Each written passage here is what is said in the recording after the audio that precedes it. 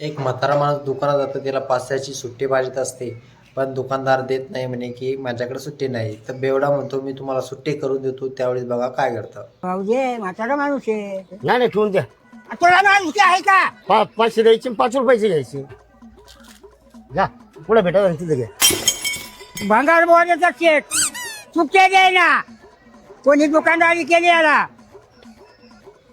नाना मी तुमचे 500 रुपये सुट्टी करून देऊ का? चालेल ना. मला दातचा फुगा पाहिजे लागेल. दे ना भाऊ. हं? हा.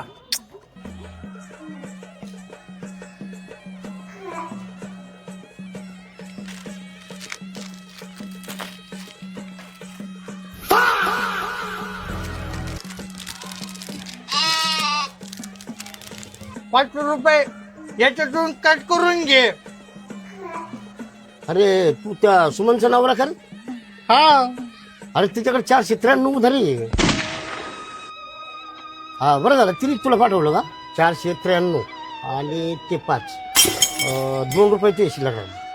आणि तिला सांग पैसे पोहोच झाले उधारी. माझ्या काळजाची तार आज छेडली कशी नशिबान थट्टा आज मांडली.